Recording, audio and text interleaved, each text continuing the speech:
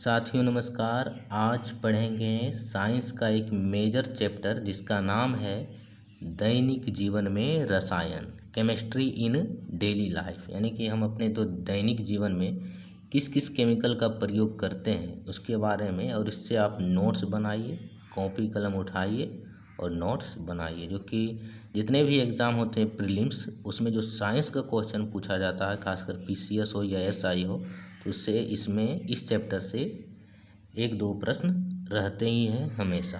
तो ये एक मेजर सेगमेंट हो जाता है और हम जो जो डेली यूजेज करते हैं केमिस्ट्री केमिकल, उसके बारे में जानेंगे। तो पहला केमिकल यूज करते हैं जब हम सुबह उठते हैं तो टूथपेस्ट का यूज करते हैं। किसका यूज करते हैं? टूथपेस्ट।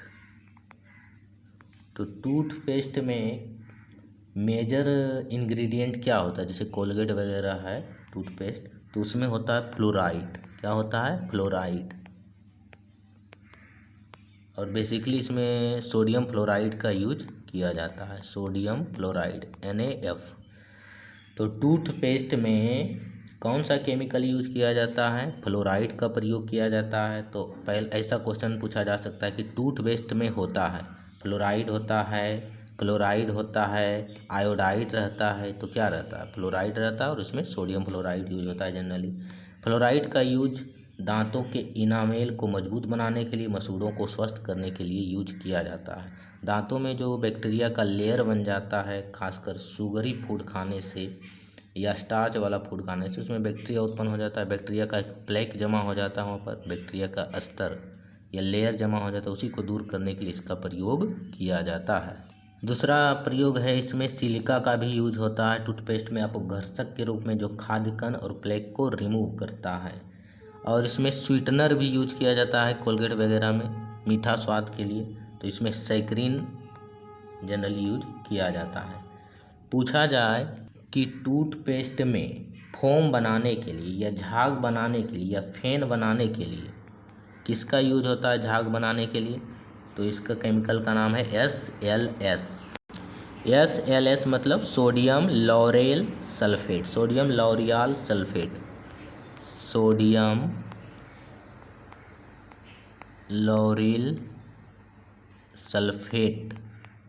तो कोलगेट में या टूथपेस्ट में झाग बनाने के लिए सोडियम लॉरियल सल्फेट का यूज किया जाता है, ये भी लिख सकते हैं। बहुत सारे टूथपेस्ट जो होते हैं अधिकतर वो वाइट कलर के होते हैं। तो वाइट कलर पिगमेंट के लिए, यानी सफ़ेद कलर के लिए, उसमें टाइटेनियम डाई ऑक्साइड का यूज किया जाता है। किसका यूज किया जाता है सफ़ेद कलर के लिए? Titanium die oxide.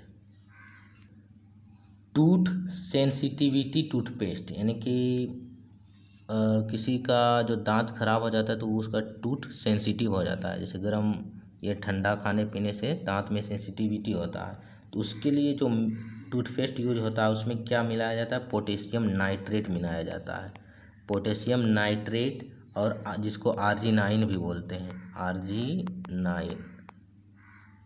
और स्ट्रोंशियम क्लोराइड, स्ट्रोंशियम और पोटेशियम यूज किया जाता है tooth sensitive, anti sensitive toothpaste बनाने के लिए। पोटेशियम नाइट्रेट, जिसको Arginine भी बोलते हैं, और स्ट्रोंशियम क्लोराइड।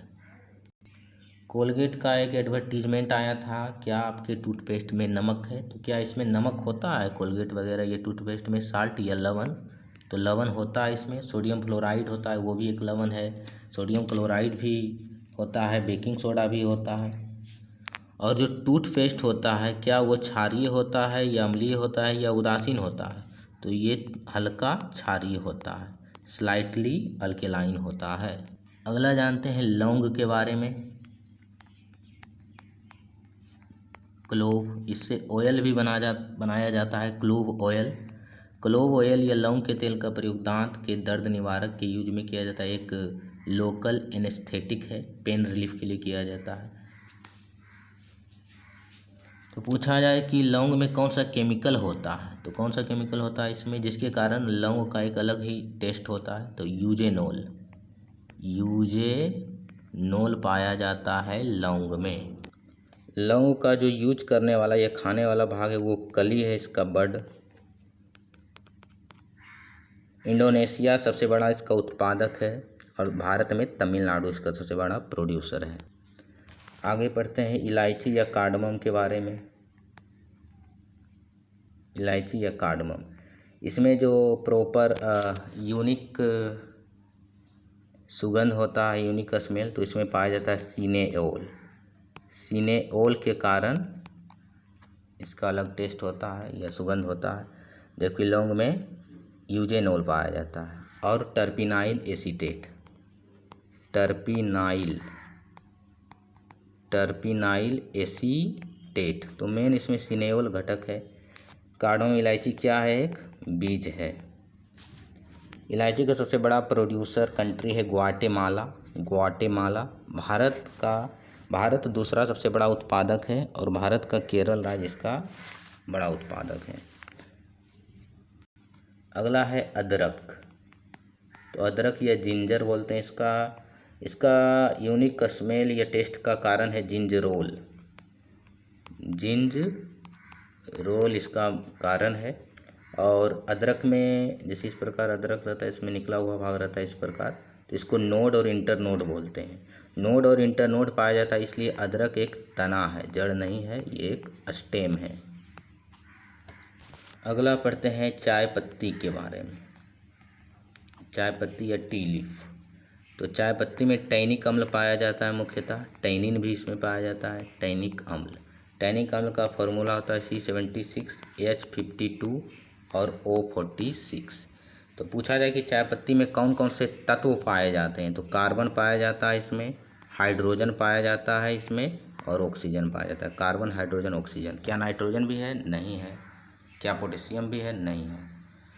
और एक प्रश्न पूछा जाए कि अम्ल का अनिवार्य तत्व क्या है, यानी कि वैसा तत्व जो सभी अम्ल में पाया ही जाएगा, अनिवार्य है, कंपलसरी है, तो उसका आंसर हो जाएगा हाइड्रोजन। हाइड्रोजन पाया ही जाता है अवश्य, किसमें? एसिड में। जैसे हाइड्रोक्लोरिक अम्ल लीजिए, हाइड्रोजन है इसमें। सल्फ्यूरिक अम्ल लीजिए, H2SO4, इसमें भी है। HNO3 नाइट्रिक अम्ल लीजिए, इसमें भी हाइड्रोजन है। यानी कि अम्ल में कौन सा तत्व अवश्य पाया जाता है, तो हाइड्रोजन अवश्य पाया जाता है। इसके अतिरिक्त अदर एलिमेंट हो सकते हैं। चीन चाय का सबसे बड़ा उत्पादक है। भारत में असम चाय का सबसे बड़ा उत्पादक है। चाय बोर्ड या टी बोर्ड कहाँ है, तो टी बोर्ड कोलकाता में है। उलोंग किसका वैरायटी का नाम है, तो चाय का वैरायटी का नाम एक है उलोंग। कॉफ़ी या कहवा, इसमें क्लोरोजेनिक एसिड प्रचुर मात्रा में पाया जाता है। पूछा जाए कि कॉफ़ी या कहवा में सबसे अधिक कौन सा अम्ल पाया जाता है, तो CGA मतलब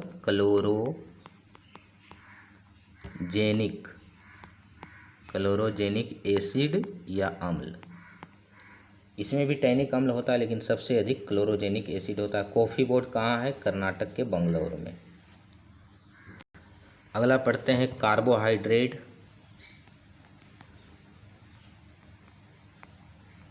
या शर्करा। कार्बोहाइड्रेट या शर्करा के बारे में, तो कार्बोहाइड्रेट या शर्करा में कौन कौन से तत्व होते हैं? कार्बन होता है, हाइड्रोजन होता है, ऑक्सीजन होता है। इसको कैसे याद रख सकते हैं? चीनी, रिफाइंड शुगर या चीनी का फॉर्मूला क्या होता है? C12H22O11। C12H22O11 यानी कि कार्बन के 12 परमाणु, हाइड्रोजन के 12 और ऑक्सीजन के 11। तो कार्बन, हाइड्रोजन, ऑक्सीजन होता है इसमें कार्बोहाइड्रेट या शर्करा में। चीनी का फॉर्मूला भी पूछा जाता है, तो ये हो जाएगा इसका फॉर्मूला। या तो ऐसे भी पूछा जा सकता है, चीनी में कौन सा तत्व होता है, तो कार्बन, हाइड्रोजन और ऑक्सीजन होता है। ग्लूकोज का फॉर्मूला ये भी पूछा जाता है, तो ग्लूकोज का फॉर्मूला C6H12O6 होता है। चीनी का होता है C12H22O11। कार्बोहाइड्रेट या शर्करा मुख्य रूप से एनर्जी प्राप्त करने के लिए, ऊर्जा प्राप्त करने के लिए शरीर के लिए ज़रूरी है। पूछा जाए कि किससे अधिक ऊर्जा प्राप्त होती है, किससे ज़्यादा एनर्जी मिलता है, ऑप्शन रहे वसा से, ऑप्शन रहे कार्बोहाइड्रेट से, ऑप्शन रहे प्रोटीन से, तो क्या होगा इसका आंसर? कार्बोहाइड्रेट नहीं, वसा से हमें यानी फैट से अधिक ऊर्जा प्राप्त होती है कार्बोहाइड्रेट की तुलना में। 1 ग्राम वसा से 9 किलो कैलोरी, कितना 9 KCl, KCl मतलब K से किलो, Cl से कैलोरी, 9 किलो कैलोरी ऊर्जा प्राप्त होती है 1 ग्राम वसा से, जबकि 1 ग्राम कार्बोहाइड्रेट से मात्र 4 किलो कैलोरी ऊर्जा प्राप्त होती है। लेकिन यदि हमें इंस्टेंट एनर्जी चाहिए, यानी कि तुरंत ऊर्जा की आवश्यकता है, तो इंस्टेंट एनर्जी के लिए हमें कार्बोहाइड्रेट खाना चाहिए, ना कि वसा, क्योंकि कार्बोहाइड्रेट का अवशोषण मुंह से ही शुरू हो जाता है और इसका पाचन जल्दी हो जाता है और इससे एनर्जी तुरंत मिल जाती है, जबकि वसा का पाचन इंटेस्टाइन वगैरह से होता है, तो इससे ऊर्जा प्राप्त होने में समय लगता है। अधिक ऊर्जा प्राप्त होती है वसा से, लेकिन जल्दी ऊर्जा प्राप्त होती है कार्बोहाइड्रेट से, क्योंकि इसका अवशोषण तेज़ी से होता है, मुंह से ही इसका पाचन स्टार्ट हो जाता है। कार्बोहाइड्रेट या शर्करा के 2-3 प्रकार हैं। पहला है मोनोसैकराइड, मोनोसैकराइड, दूसरा है डाइसैकराइड, तीसरा है पॉलीसैकराइड।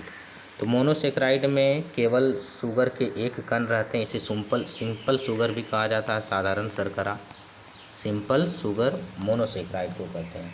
इसमें 3 शुगर प्रेजेंट है, GFG, इसका याद करने का तरीका है GFG। जी से, पहला जी से हो गया ग्लूकोज, ग्लूकोज, दूसरा F से हो गया फ्रक्टोज, फ्रक्टोज, फिर जी से हो गया गैलेक्टोज, गैलेक्टोज। तो पूछा जाए निम्नलिखित में से कौन मोनोसैकराइड है, तो ग्लूकोज, फ्रक्टोज और गैलेक्टोज, ये तीनों मोनोसैकराइड हैं। सबसे मीठी शर्करा पूछा जाए तो सबसे मीठी प्राकृतिक शर्करा में फ्रक्टोज आता है, जो कि फलों में पाया जाता है और इसे फ्रूट शुगर भी कहा जाता है। F से फ्रूट, F से फ्रक्टोज, ऐसे याद कर सकते हैं। तो फ्रक्टोज को फलों वाली शर्करा और सबसे मीठी शर्करा बोला जाता है, फ्रक्टोज को। ग्लूकोज, फ्रक्टोज और गैलेक्टोज मोनोसैकराइड में आता है, सिंपल शुगर में आता है। दूसरा है डाइसैकराइड, डाइसैकराइड, जिसमें 2 मोनोसैकराइड होते हैं। डाइसैकराइड, डाई मतलब क्या होता है 2, मोनो मतलब 1, डाई मतलब 2। केमिस्ट्री की भाषा में जहाँ भी डाई लगा है तो वहाँ मतलब 2 हो गया, जहाँ भी मोनो लिखा है मोनो मतलब 1 हो गया, जहाँ भी पोली लिखा है पोली मतलब बहुत सारा। तो डाइसैकराइड में 2 मोनोसैकराइड होते हैं, 2 मोनोसैकराइड से मिलकर एक डाइसैकराइड बनता है। इसका एग्जाम्पल है सुक्रोज। सुक्रोज क्या है? सुक्रोज हिंदी में इस प्रकार लिख सकते हैं, सुक्रोज। तो सुक्रोज एक डाइसैकराइड है जिसे टेबल शुगर भी कहा जाता है। तो चीनी में क्या मिलता है? यही मिलता है, सुक्रोज। चीनी या टेबल शुगर जो चाय बनाने में इस्तेमाल होता है उसमें क्या होता है? सुक्रोज रहता है, उसको सुक्रोज बोलते हैं। और सुक्रोज 2 मोनोसैकराइड से बना होता है। इसका ट्रिक है GF। सुक्रोज किससे बना होता है? GF से। जी से हो गया ग्लूकोज, 50% लगभग ग्लूकोज होता है और 50% फ्रक्टोज होता है, फ्रक्टोज। तो ग्लूकोज और फ्रक्टोज 50-50% मिलकर बनता है सुक्रोज। सुक्रोज एक डाइसैकराइड है जो टेबल शुगर में पाया जाता है। दूसरा डाइसैकराइड का एग्जाम्पल है लैक्टोज। लैक्टोज, लैक्टोज जिसे मिल्क शुगर या दूध शर्करा भी बोलते हैं। चीनी, दूध में पाए जाने वाला चीनी का नाम, दूध में भी मिठास होता है। किसके कारण मिठास होता है? लैक्टोज के कारण। ऐसे भी याद रख सकते हैं, लैक्टिक एसिड दही में मिलता है तो इसमें जो शुगर मिलता है लैक्टोज। लैक्टोज ही बैक्टीरिया के रिएक्शन से लैक्टिक एसिड में बदलता है जिससे दही बनता है। तो लैक्टोज किसका मोनोसैकराइड है? तो जी का है ये। पहला जी से हो गया ग्लूकोज, दूसरा जी से गैलेक्टोज। लगभग 50-50% होता है इसमें। ग्लूकोज और गैलेक्टोज से 2 मोनोसैकराइड से बनता है लैक्टोज जिसे मिल्क शुगर कहते हैं। अगला है माल्टोज। माल्टोज भी डाइसैकराइड है जिसे माल्ट शुगर भी बोलते हैं। इसमें ग्लूकोज रहता है, 2 ग्लूकोज से बनता है। ये बेसिकली पेड़ पौधों वगैरह में पाया जाता है, फसलों में। तो 2 ग्लूकोज से बनता है माल्टोज। माल्टोज एक डाइसैकराइड है। तीसरा ग्रुप है कार्बोहाइड्रेट या शर्करा का, पॉलीसैकराइड। पॉलीसैकराइड, पॉलीसैकराइड मतलब पोली मतलब बहुत सारा, मोनो मतलब एक, डाई मतलब दो। तो इसमें लगभग 3 से ज़्यादा मोनोसेक्राइड होते हैं, उसे पॉलीसेक्राइड कहते हैं। लॉन्ग चेन ऑफ मोनोसेक्राइड पौधों में ऊर्जा प्राप्त करने के लिए स्टोर्ड रहते हैं, जैसे कि सेल्यूलोज। सेल्यूलोज एक पॉलीसेक्राइड है जो ग्लूकोज, हजारों ग्लूकोज से मिलकर बना होता है, हजारों ग्लूकोज से मिलकर बना होता है सेल्यूलोज, इसलिए एक पॉलीसेक्राइड है। स्टार्च, स्टार्च भी पॉलीसेक्राइड है। ग्लाइकोजेन, ग्लाइकोजेन भी एक पॉलीसेक्राइड है। तो कार्बोहाइड्रेट से इतना जानकारी, इन्फॉर्मेशन एनफ है। अगला जानते हैं दूध के बारे में। तो दूध या मिल्क, तो मिल्क में बेसिकली कैल्शियम होता है, विटामिन ए होता है, विटामिन डी होता है, विटामिन B12 होता है, प्रोटीन होता है, फास्फोरस होता है, पोटेशियम वगैरह होता है। क्या दूध में विटामिन सी होता है? नहीं होता है। इसमें दूध में पाए जाने वाला शुगर का क्या नाम है? लैक्टोज शुगर पाया जाता है, जो कि ग्लूकोज और गैलेक्टोज से बना होता है। एंजाइम, हमारे शरीर का कौन सा एंजाइम दूध के शर्करा के पाचन में हेल्पफुल है? तो इसका एंजाइम का नाम है lactase enzyme. Lactase enzyme lactose sugar को बचाता है, जो छोटी आंत से सेक्रेट करता है, यानी छोटी आंत से निकलता है। काऊ मिल्क और बफेलो मिल्क, यानी गाय का दूध और भैंस के दूध में क्या डिफरेंस है? काऊ मिल्क एंड बफेलो मिल्क। तो काऊ के मिल्क में fat, protein, vitamin, calcium, vitamin A वगैरह कम होता है, फैट भी कम होता है, विटामिन भी कम होता है एज कंपेरिजन टू भैंस का मिल्क। यानी कि बफेलो के मिल्क में आपको अधिक वसा भी मिलेगा, अधिक प्रोटीन भी मिलेगा, अधिक कैल्शियम भी मिलेगा, अधिक कैलोरी भी मिलेगा, लेकिन भैंस का दूध पचने में हैवी है, यानी कि इसको हमारा जो मेटाबॉलिज्म है, डाइजेशन, उसको अधिक वर्क करना पड़ता है भैंस के दूध के पाचन के लिए, जबकि काऊ का मिल्क आसानी से पच जाता है, डाइजेस्ट हो जाता है। तो एक अंतर ये हो गया। गाय का दूध का रंग पीला होता है अधिकतर, क्यों? येलो कलर का इसका कारण है beta carotene pigment. Beta carotene, ये क्वेश्चन बहुत बार पूछा गया कि गाय का दूध का पीला होने का कारण क्या है? Beta carotene. कैरोटीन को इस प्रकार लिख सकते हैं, कैरोटीन। तो बीटा कैरोटीन पाया जाता है पेड़ पौधों में, हरे पेड़ पौधों में, हरे घास में बीटा कैरोटीन एक पिगमेंट पाया जाता है जिसके कारण पीला होता है। लेकिन पेड़ पौधों में वो पीला दिखाई नहीं पड़ता है, क्योंकि पेड़ पौधों में क्लोरोफिल अधिक पाया जाता है, जिसके कारण वो पीला रंग उसमें कवर हो जाता है, दिखाई नहीं पड़ता है। तो हरे पेड़ पौधों में बीटा कैरोटीन पाया जाता है, बीटा कैरोटीन के कारण पीला होता है। जब मवेशियाँ, खासकर गाय, बीटा कैरोटीन को खाती है तो बीटा कैरोटीन ही है जो विटामिन ए में तब्दील होता है मवेशियों के दूधों में, मिल्क में।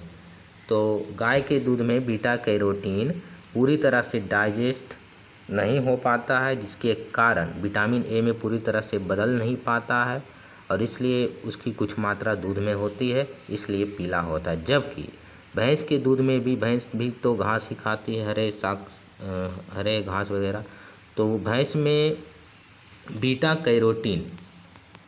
कैरोटीन पूरी तरह से विटामिन ए में बदल जाता है, इसलिए ये दूध में नहीं बचता, इसलिए भैंस का दूध उजला दिखाई पड़ता है। तो यही मुख्य कारण है बीटा कैरोटीन, और बीटा कैरोटीन विटामिन ए बनाने में सहायक है, इसलिए भैंस के दूध में विटामिन ए गाय के दूध से ज़्यादा पाया जाता है। लेकिन एक ही अंतर है कि ये हैवी डाइजेशन, इसमें कम पाचन में ये हैवी है, ये लाइट है।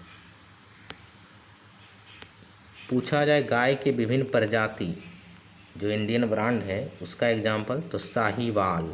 साहीवाल गाय का प्रजाति का नाम है। गिर, लाल सिंधी, ये सब गाय के प्रजाति के नाम है देसी गाय का। और भैंस का प्रजाति का नाम है मुर्रा। मुर्रा एक भैंस है। महसाना, महसाना को ऐसे याद, महसासुर और महसाना इस प्रकार याद रख सकते हैं। सुरती, जाफराबादी, ये सब भैंस का प्रकार है। अगला जानते हैं हल्दी के बारे में। हल्दी, जिसको टर्मरिक बोलते हैं इंग्लिश में, गोल्डन स्पाइस, सुनहरा मसाला भी कहा जाता है पीला रंग के कारण। पीला रंग इसमें करक्यूमिन पिगमेंट पाया जाता है। करक्यूमिन के कारण हल्दी का पीला रंग होता है।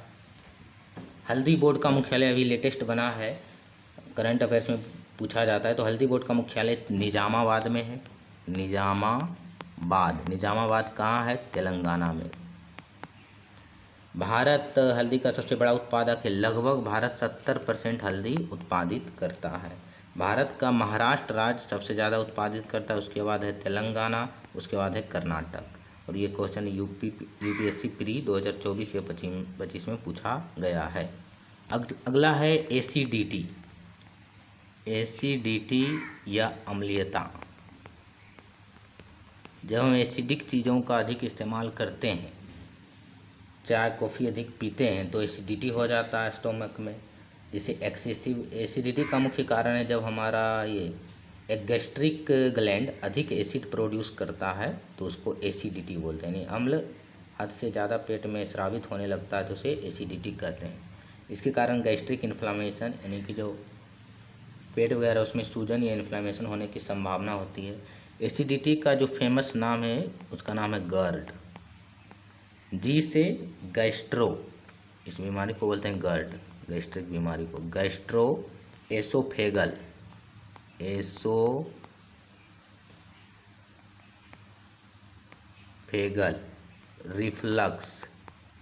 Reflux disease, GERD. तो पूछा जाए गर्ड किससे संबंधित है, तो एसिडिटी से संबंधित है। गैस्ट्रो एसोफेगल रिफ्लक्स डिजीज इसका पूरा रूप होता है। इसका ट्रीटमेंट, गर्ड या फिर एसिडिटी का ट्रीटमेंट किया जाता है एंटासिड से। एंटासिड एसिड को न्यूट्रलाइज करती है। जैसे कि प्रमुख एंटासिड कौन है? एंटासिड का एग्जांपल तो मिल्क ऑफ मैग्नीशिया, जिसका फॉर्मूला मैग्नीशियम हाइड्रोक्साइड होता है। तो मैग्नीशियम हाइड्रोक्साइड एंटासिड है। इनो काम शुरू करे सिर्फ 6 सेकेंड में, ये भी एक एंटासिड ही है। बेकिंग सोडा, जो खाने वाला सोडा, वो भी एंटासिड की भांति काम करता है। और गर्ड या एसिडिटी को लॉन्ग टर्म के लिए उपचार के लिए H2 ब्लॉकर दिया जाता है। H2 blocker medicine. तो H2 ब्लॉकर मेडिसिन एसिडिटी या गर्ड से संबंधित है। या दूसरा मेडिसिन का नाम है PPI, proton pump inhibitor. Proton pump inhibitor किससे संबंधित है? एसिडिटी या गर्ड से। इनो, क्या इनो एक भारतीय ब्रांड है? नहीं। इनो का जो खोज किया था ब्रिटिश एक हैं जिनका नाम है जेम्स क्रोसली इनो। इनका पूरा नाम ही है जेम्स क्रोसलो इनो। इनो इन्हीं के नाम से प्रेरित है। ये इनो ब्रांड एक ब्रिटिश ब्रांड है, काम शुरू करे सिर्फ 6 सेकेंड में। इसमें बेसिकली बेकिंग सोडा पाया जाता है, जिसको NaCO3 बोलते हैं, खाने वाला सोडा, और सोडियम कार्बोनेट वगैरह पाया जाता है जो कि क्षारीय होता है। अगला है साबुन या सोप।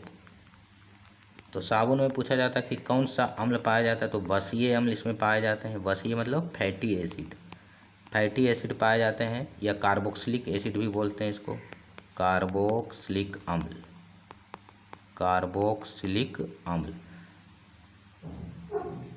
जिसमें अस्टिएरिक एसिड आता है। Stearic acid, palmitic acid, lauric acid.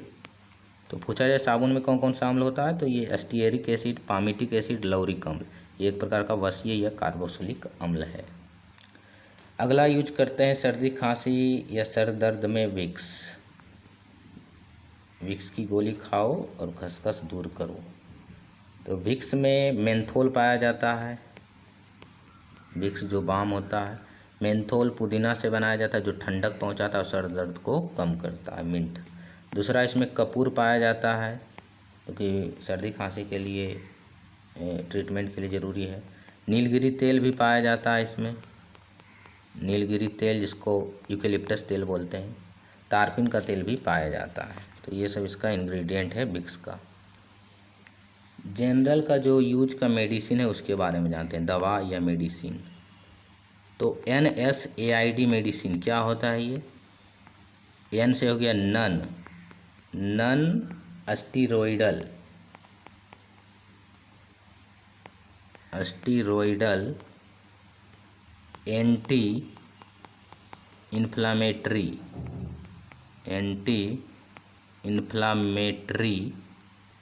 Drugs. NSAID medicine मतलब non steroidal anti inflammatory drugs. इसमें जो दवाएं आती है स्टीरोइड नहीं होती है, नॉन स्टीरोइड होती है, जिसका प्रयोग दर्द निवारक में किया जाता है। तो जो NSAID मेडिसिन हो वो बेसिकली पेन किलर होती है, OTC मेडिसिन होती है।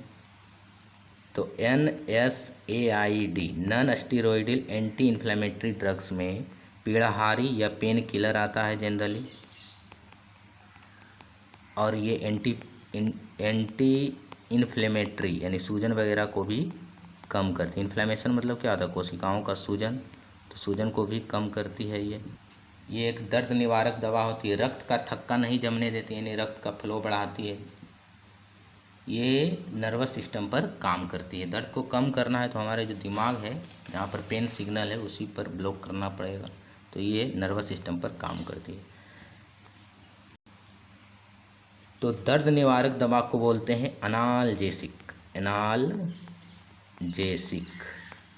पूछा जाए, डायरेक्टली पूछा भी जाता है कि एनाल्जेसिक है तो पीड़ाहारी का नाम है। पेन किलर दवाओं को एनाल्जेसिक बोलते हैं। क्या बोलते हैं? एनाल्जेसिक। ये ब्लॉक कर देता है पेन सिग्नल, जो हमारे मस्तिष्क वगैरह में होता है उसको ब्लॉक कर देता है। इसमें आता है एंटी डिप्रेसेंट मेडिसिन, जैसे कि एस्पायरिन वगैरह भी होता है, जो कि एक पेन किलर है। हार्ट अटैक में भी दिया जाता है ये एस्पायरिन। हार्ट अटैक किसी को आने वाला है तो उसके बचाव के लिए एस्पायरिन दिया जाता है, क्योंकि ये रक्त के थक्का जमने नहीं देता है, फ्लो बढ़ाता है।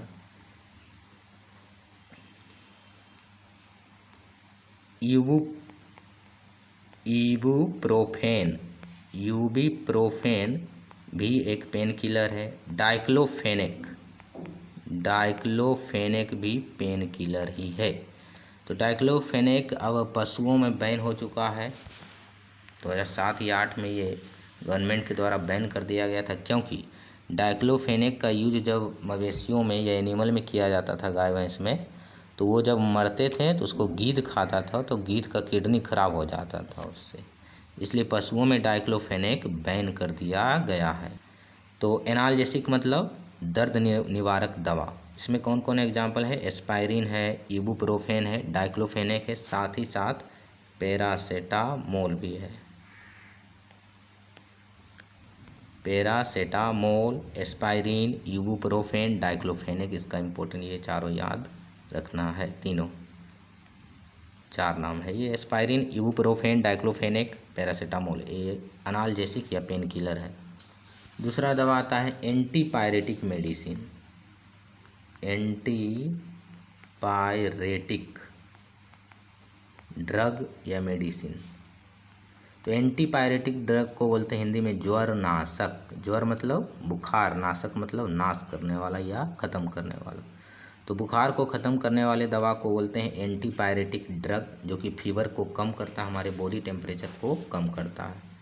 इसमें जो ड्रग है कॉम्बीफ्लाम है, एस्पायरिन है, पैरासेटामोल कालपोल है। ये सब तो कालपोल तो ब्रांड का नाम है, तो इसमें पैरासेटामोल केमिकल पाया जाता है।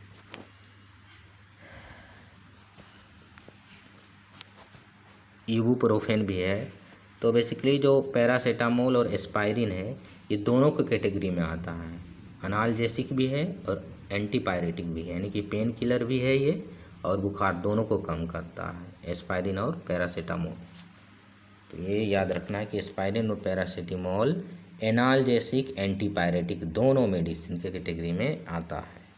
पैरासेटामोल कैसे करता है बुखार को कम? तो हमारे जो हाइपोथैलेमस ग्लैंड पाया जाता है, जो शरीर के तापमान को नियंत्रित करता है, उसी में ये हस्तक्षेप करता है और हमारे जो शरीर का तापमान है उसको कम करता है, हाइपोथैलेमस पर क्रिया करके। जो दवाओं में 500 mg लिखा रहता है, 1000 mg लिखा जाता है, तो mg मतलब क्या होता है? मिलीग्राम। मिलीग्राम क्या बताता है? द्रव्यमान बताता है। मेडिसिन का द्रव्यमान, मास कितना है, milligram. Beta blocker medicine. Beta blocker medicine heart से संबंधित समस्याओं, हृदय से संबंधित बीमारियों के लिए दिया जाता है, जबकि H2 ब्लॉकर मेडिसिन एसिडिटी के लिए दिया जाता है। तो ये दोनों में कन्फ्यूजन नहीं होना है। बीटा ब्लॉकर मेडिसिन दिल की बीमारियां यानी हार्ट से संबंधित है, H2 ब्लॉकर ये एसिडिटी। तो इसको ऐसे याद रखते हैं, H2 ब्लॉकर में एसिड में अनिवार्य तत्व क्या होता है, हाइड्रोजन रहता है। तो हाइड्रोजन को ब्लॉक करना यानी एसिडिटी को दूर करना, ऐसे याद कर सकते हैं। हालांकि H2 मतलब यहाँ पर दूसरा नाम है ये, ऐसे याद करने के लिए हाइड्रोजन को ब्लॉक कौन करता है, तो एसिडिटी में। तो H2 ब्लॉकर मेडिसिन गर्ड या एसिडिटी के लिए दिया जाता है, जबकि बीटा ब्लॉकर मेडिसिन हार्ट से संबंधित बीमारियों के लिए दिया जाता है। एक होता है OTC मेडिसिन, OTC मतलब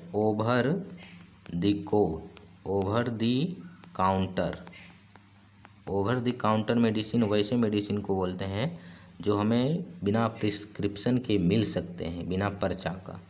तो जैसे पैरासीटामोल हो गया, एस्पायरिन वगैरह, जो इमरजेंसी यूज के लिए दिया जाता है, तो उसे OTC मेडिसिन कहते हैं। गर्भ निरोधक दवा, ये BPSC 71वीं में पूछा गया, कंट्रासेप्टिव पिल्स। तो गर्भ निरोधक दवा का है जिसमें भी जेस्ट्रल, इसको याद कर सकते हैं, जिसमें भी जेस्ट्रल टर्म लिखा रहे, इस प्रकार का वर्ड मिले, वो गर्भ निरोधक दवा होती है। जैसे लेवेनो जेस्ट्रल, यही क्वेश्चन पूछा गया था बिहार PCS 71वीं में। दूसरा होता है डेसो जेस्ट्रल, तो इसको याद रख सकते हैं, जेस्ट्रल है यानी गर्भ निरोधक है। अगला है एड्स का प्रमुख दवा का नाम, एड्स वायरस के कारण होता है, HIV वायरस। इसका प्रमुख दवा का नाम है एजिडो थाइमिडाइन,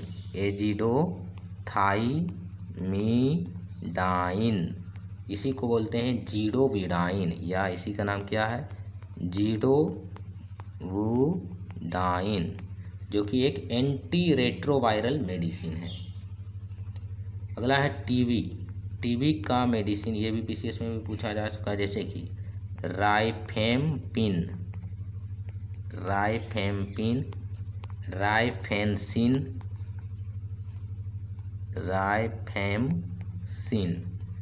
तो एक बार पूछा गया था टीबी का कौन सा मेडिसिन टीबी और लेप्रोसी यानी लकवा दोनों के इलाज के लिए जरूर दिया जाता है, तो राइफेमसिन है। इसका आंसर क्या है, राइफेमसिन। मलेरिया का मेडिसिन है क्लोरोक्विन, मलेरिया क्लोरोक्विन या आर्टेमिसिन। डायबिटीज़ का जो प्रमुख दवा है, तो डायबिटीज़ के लिए मेटफॉर्मिन दिया जाता है, मेटफॉर्मिन। और एक बार क्वेश्चन पूछा गया था, भारत का पहला एंटी डायबिटीज ड्रग या दवा का क्या नाम है जिसे CSIR ने डेवलप किया है। भारत का पहला एंटी डायबिटिक ड्रग जिसे CSIR ने डेवलप किया, उसका नाम है BGR-34। BGR मतलब ब्लड ग्लूकोज रेगुलेटर 34 मेडिसिन का नाम है जिसे CSIR ने डेवलप किया है। अगला एक टर्म है जीरोअस्टोमिया। क्या होता है ये, जीरोअस्टोमिया बोलते हैं ड्राई माउथ, जब हमारा मुंह फ्रीक्वेंसी सूखता है तो उसे ड्राई माउथ कहते हैं। ये सर्टेन मेडिकेशन के कारण होता है जिसमें हमारा लार कम बनता है, सेलिवा का प्रोडक्शन कम होता है।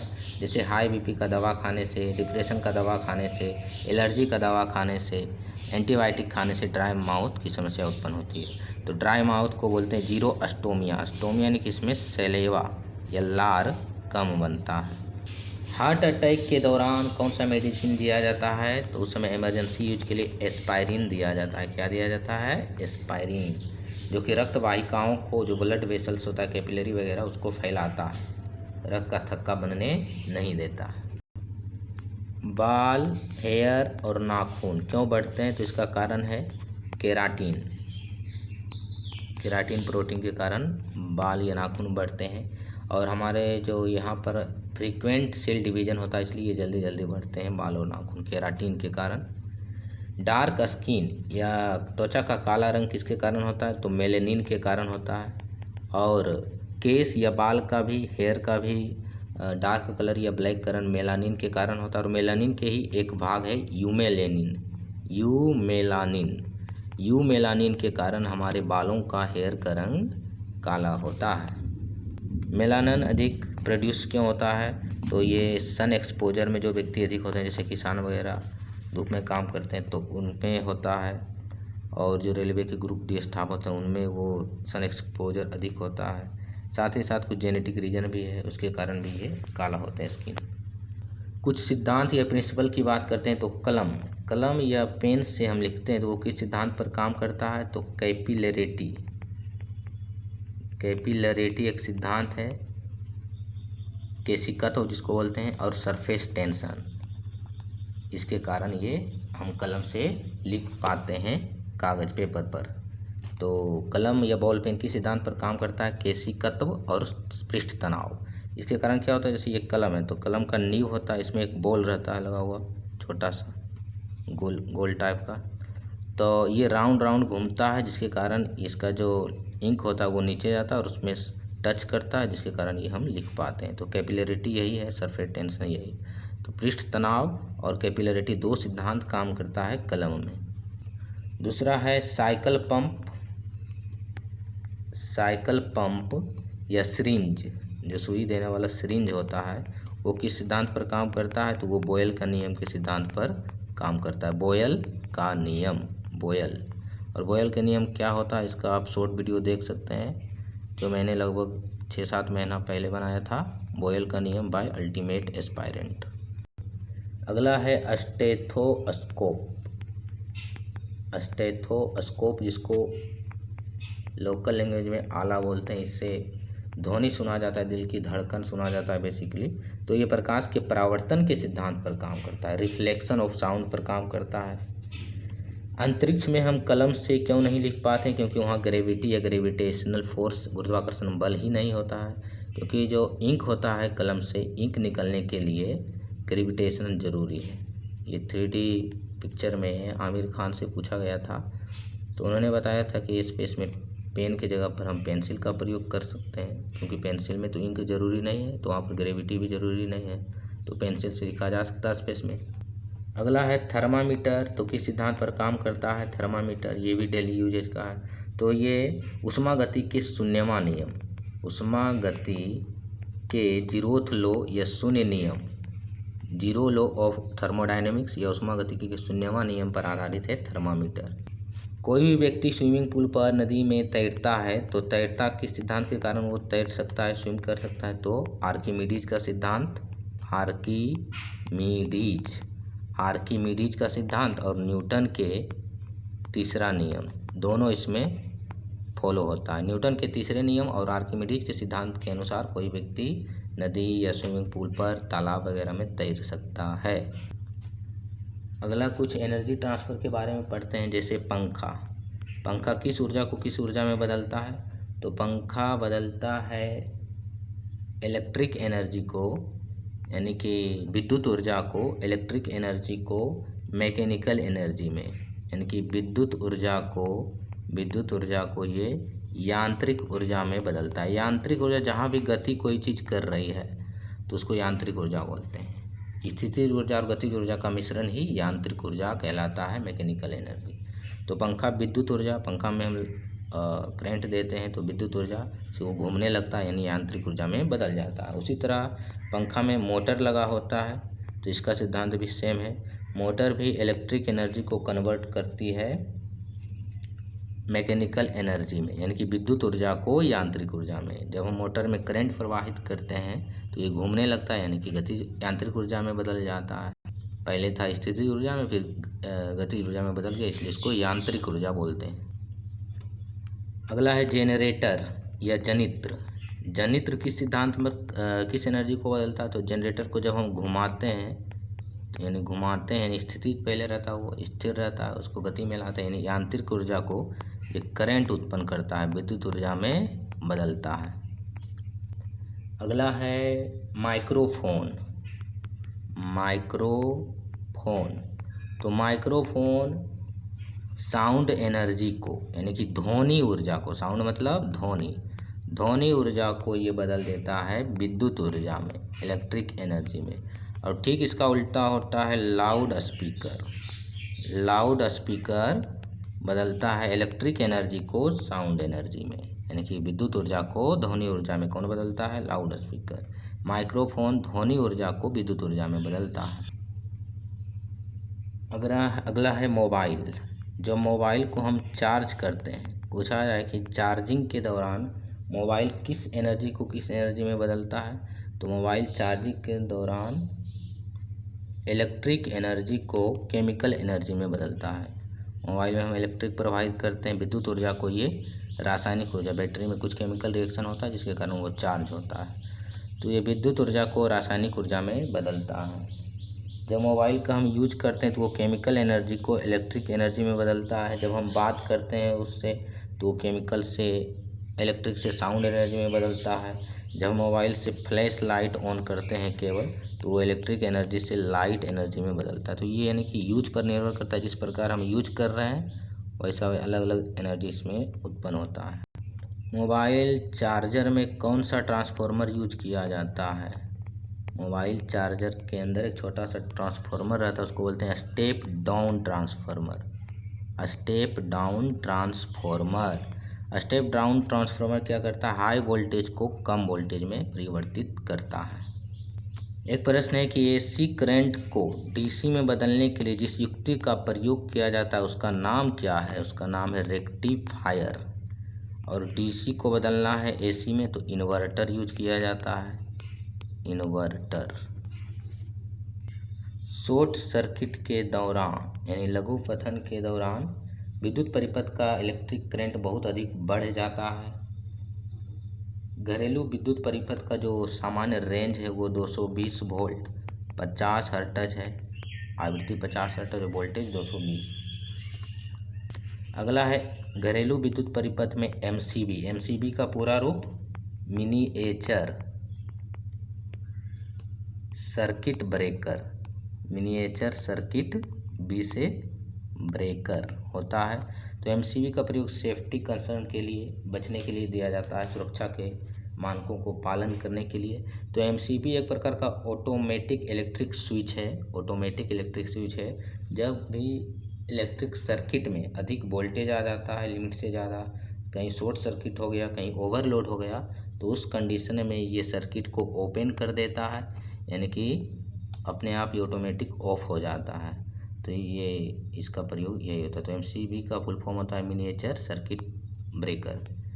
फ्यूज का सिद्धांत भी सुरक्षा के मानकों, और जब अधिक वोल्टेज आता है तो फ्यूज क्या होता है? टूट जाता है, यानी कि सर्किट ओपन हो जाता है, करंट प्रवाहित होना बंद हो जाता है। तो ये भी अन्य, जब अधिक वोल्टेज आ गया तो उसमें अन्य युक्ति जले नहीं, उसके बचाव के लिए फ्यूज तार का प्रयोग किया जाता है। फ्यूज तार किसका मिश्रण है? फ्यूज वायर किसका मिश्रण? एक मिश्र धातु है जो कि टीन और सीसा से बनाया जाता है, टीन और सीसा या लीड, टीन या सीसा या लीड का है। फ्यूज तार का गलनांक कम होता है, ये जल्दी गल जाता है, जल्दी गलेगा तभी तो ये विद्युत परिपथ की जो अन्य युक्तियाँ उसको बचा पाएगा। लेकिन प्रतिरोधकता उच्च होती है, उच्च प्रतिरोध होता है इसका, लेकिन गलनांक कम होता है किसका? फ्यूज तार का। जबकि इलेक्ट्रिक आयरन, आयरन या स्त्री में नाइक्रोम का प्रयोग किया जाता है, जिसका उच्च प्रतिरोध और उच्च गलनांक दोनों ही अधिक होता है, गलनांक और प्रतिरोध दोनों। हीटर में किसका प्रयोग किया जाता है? तो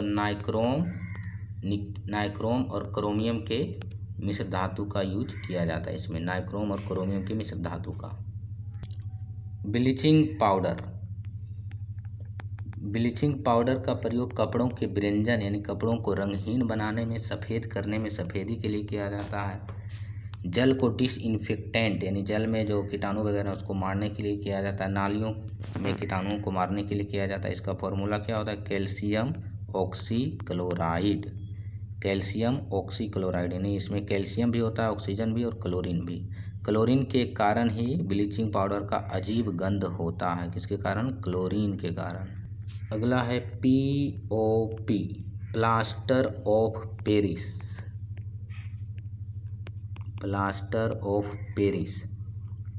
तो इसका प्रयोग हड्डियों को जोड़ने में, मूर्ति बनाने में, दीवारों को पुताई वगैरह करने में किया जाता है। इसका फॉर्मूला होता है CaSO4 × 12H2O, यानी कि कैल्शियम सल्फेट हेमीहाइड्रेट, हाफ को बोलते हैं केमिस्ट्री में हेमीहाइड्रेट। तो इसमें कैल्शियम भी होता है, सल्फर भी होता है, ऑक्सीजन भी होता है, हाइड्रोजन भी होता है।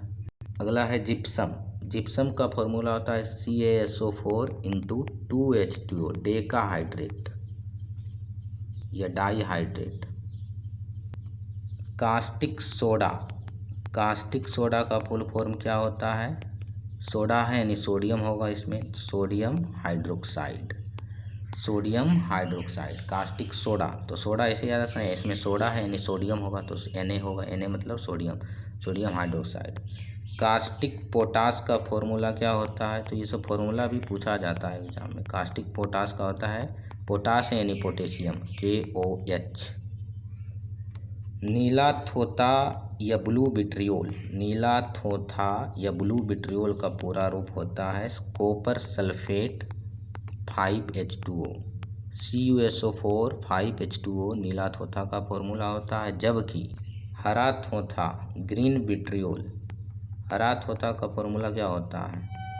FeSO4 × 7H2O, FeSO4 7H2O।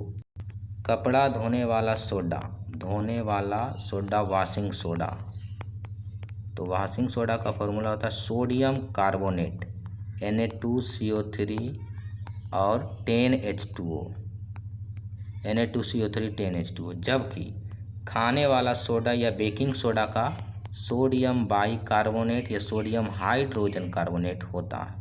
तो इतना फॉर्मूला इम्पोर्टेंट है। अगला है जंग लगता है लोहों में। तो जंग लगने के लिए अनिवार्य क्या है? ऑक्सीजन चाहिए अवश्य, दूसरा नमी चाहिए यानी कि जल चाहिए, ऑक्सीजन, नमी या वाष्प, जल वाष्प, साथ ही साथ लोहा से बने चीज़ होना चाहिए। तो ये 3 एलिमेंट ज़रूरी है, ऑक्सीजन और नमी तो अनिवार्य तत्व है लोहों में जंग लगने के लिए। जंग लगना कौन सी अभिक्रिया है ये भी पूछा जाता है, तो रेडॉक्स अभिक्रिया है। जंग लगना इस सबको नोट कर सकते हैं और एग्ज़ाम के टाइम में रिवाइज कर सकते हैं। जंग लगना एक रेडॉक्स अभिक्रिया, रेडॉक्स अभिक्रिया किसको बोलते हैं? जब ऑक्सीकरण और अवकरण यानी ऑक्सीडेशन और रिडक्शन दोनों साथ साथ होता है तो उसे जंग लगना या रस्टिंग बोलते हैं। जब ऑक्सीकरण होता है तो ऑक्सीकरण में यानी ऑक्सीडेशन में इलेक्ट्रॉन का लॉस होता है, इलेक्ट्रॉन कम होता है, यानी लॉस ऑफ इलेक्ट्रॉन ऑक्सीडेशन कहलाता है। जबकि अवकरण या रिडक्शन में ऑक्सीजन गेन होता है, ऑक्सीजन इसमें प्राप्त होता है, जुड़ता है। जंग का फॉर्मूला पूछा जाए तो Fe2O3 XH2O, X की जगह पर 10, 20, 40, 50, 60 जितना भी हो सकता है। जंग की क्वालिटी भी यदि अधिक जंग है, यदि अधिक जंग लगा हुआ है तो X में नंबर अधिक होगा, 100, 1000 भी हो सकता है। तो Fe2O3 XH2O ये फॉर्मूला याद रखना है। तो जंग में लोहा होता है, ऑक्सीजन होता है और हाइड्रोजन रहता है। जंग लगने से लोहे का वजन क्या होगा? लोहे का वजन बढ़ता है, क्या होता है? इंक्रीज होता है यानी बढ़ता है। फिनाइल जो घरों में यूज किया जाता है कीटाणु वगैरह को नष्ट करने के लिए, क्या एक डिसइंफेक्टेंट है, सतह पर कीटाणु वगैरह है उसको दूर करने के लिए, बैक्टीरिया वगैरह को डिसइंफेक्टेंट बोलते हैं उसको, डिसइंफेक्टेंट। इसमें जो ब्लैक फिनाइल होता है उसमें क्रेसोट ऑयल का प्रयोग किया जाता है। जबकि वाइट फिनाइल है, जैसे पतंजलि का है गोनाइल, वो वाइट फिनाइल है नेचुरल सोर्स पर, तो उसमें पाइन ऑयल का प्रयोग किया जाता है, ये भी डिसइंफेक्टेंट ही होता है। अगला है LPG गैस। तो LPG गैस का मुख्य अवयव क्या है?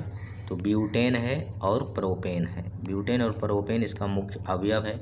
LPG का विशेष गंध एथिल मरकैप्टन के कारण होता है, एथिल मरकैप्टन के कारण होता है। इसी कारण LPG जब लीक होता है गैस तो एक अलग प्रकार का स्मेल उत्पन्न होता है। एथिल मरकैप्टन को ही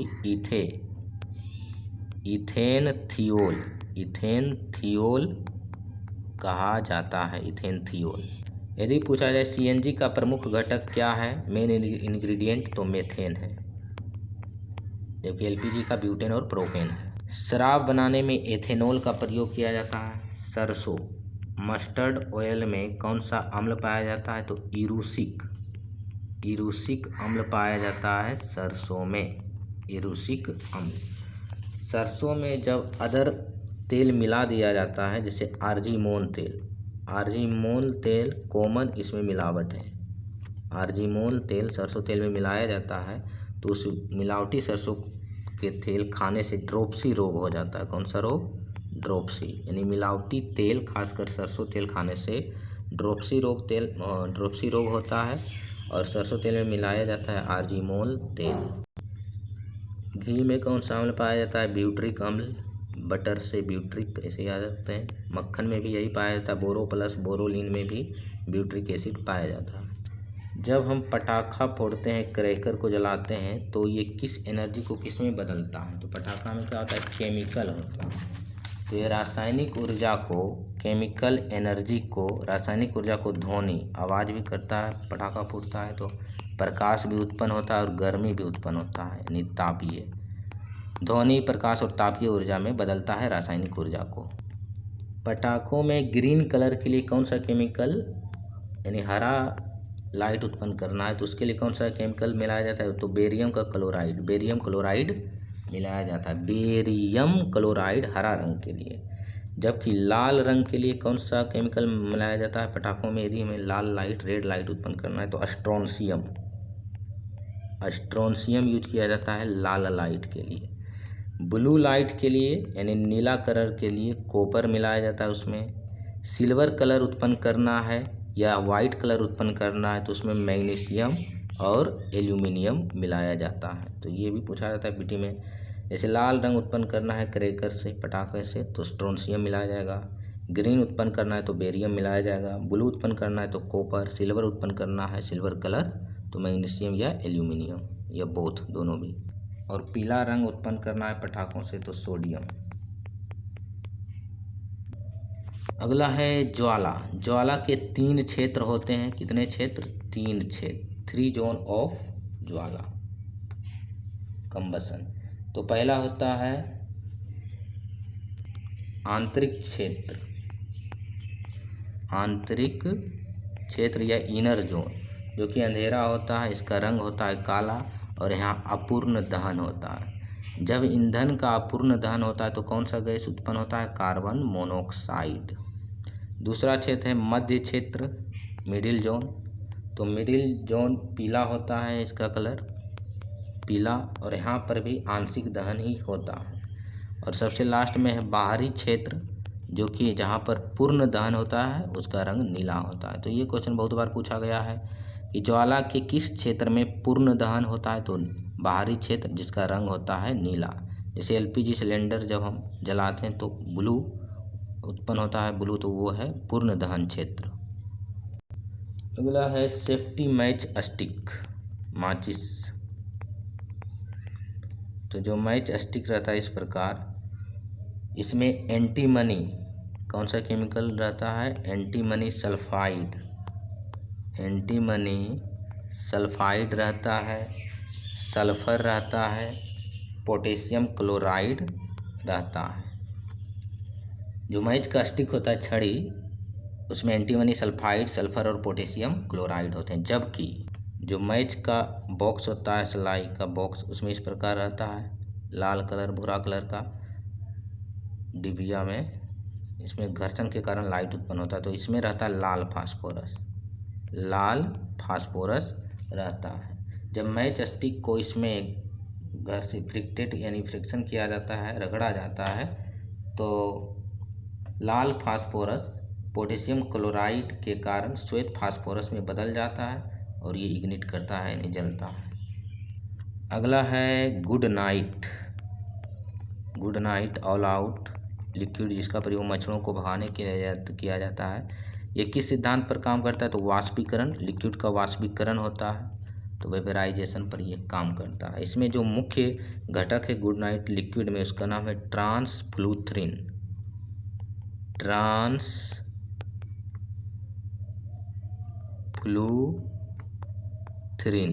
ट्रांसफ्लूथ्रिन गुड नाइट लिक्विड का मेन घटक है, जिसका प्रयोग कीटनाशक, मच्छरों को भगाने के लिए किया जाता है। वॉशिंग मशीन किस सिद्धांत पर काम करता है? तो वॉशिंग मशीन अपकेंद्रण सिद्धांत पर काम करता है। घी से, मक्खन से या दूध से जो क्रीम से मक्खन वगैरह निकाला जाता है वो भी अपकेंद्रण सिद्धांत के प्रयोग से निकाला जाता है। एसी रेफ्रिजरेटर से क्लोरोफ्लोरोकार्बन हाइड्रोक्लोरोफ्लोरोकार्बन एमिट होता है जो ओजोन डिप्लीशन या ओजोन परत के क्षय का मुख्य कारण है। क्लोरोफार्म बेहोश करने की एक दवा है। रेफ्रिजरेटर में कूलेंट यानी कि ठंडा करने के लिए प्रशीतक के रूप में किसका प्रयोग किया जाता था? पहले प्रयोग किया जाता था फ्रेओन को ही क्लोरोफ्लोरोकार्बन हाइड्रोक्लोरोफ्लोरोकार्बन यूज किया जाता था या अमोनिया यूज किया जाता था। जबकि अब मॉडर्न जो रेफ्रिजरेटर है उसमें R134a या R600A का प्रयोग किया जाता है जिससे ओजोन डिप्लीशन या ग्लोबल वार्मिंग की घटना में कम योगदान ये देता है। R134a और R600A क्या है? कूलेंट है, प्रशीतक है। आगे पढ़ते हैं कृत्रिम मधुरक, आर्टिफिशियल स्वीटनर। तो जितना भी शुगर फ्री प्रोडक्ट बनाना है तो उसमें कृत्रिम मधुरक या आर्टिफिशियल स्वीटनर का यूज होता है। इसमें कैलोरी जीरो होता है इसलिए इसे शुगर फ्री कहते हैं। शुगर है लेकिन कैलोरी जीरो है, जिससे जो ब्लड का शुगर लेवल है वो बढ़ता नहीं है इसको खाने से, इसलिए इसे शुगर फ्री प्रोडक्ट कहते हैं। तो इसका एग्जाम्पल है एस्पार्टेम।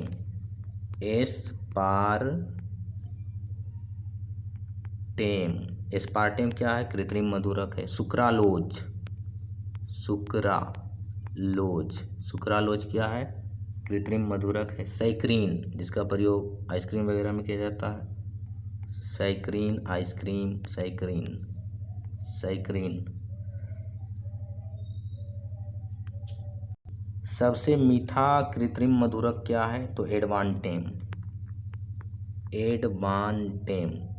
एडवांटेम विकल्प में है और सबसे कृत्रिम मधुरक सबसे मीठा पूछा जाए तो यही है। दूसरा है नियोटेम। तीसरा है एलिटेम। तो कौन सा कृत्रिम मधुरक सबसे अधिक सफल और व्यापक प्रयोग किया जाता है यानी कॉमन यूज के लिए? तो एस्पार्टेम मधुरक का प्रयोग व्यापक रूप में और ये कॉमन यूज के लिए किया जाता है, अधिकतर यूज इसी का होता है।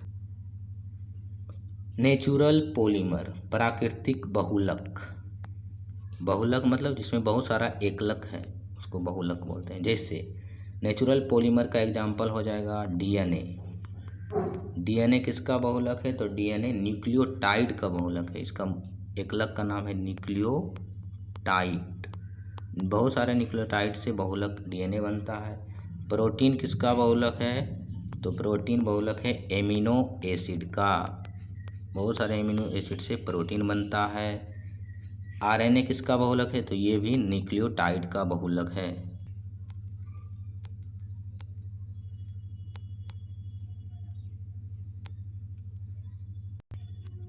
प्रोटीन भी प्राकृतिक बहुलक है। तो प्रोटीन एमिनो एसिड का हो गया। रेशम या सिल्क ये भी बहुलक है। तो इसका एकलक का नाम है, किससे बना होता है रेशम? ये भी प्रोटीन से बना होता है जिसका नाम है फाइब्रोइन। सिल्क या रेशम में फाइब्रोइन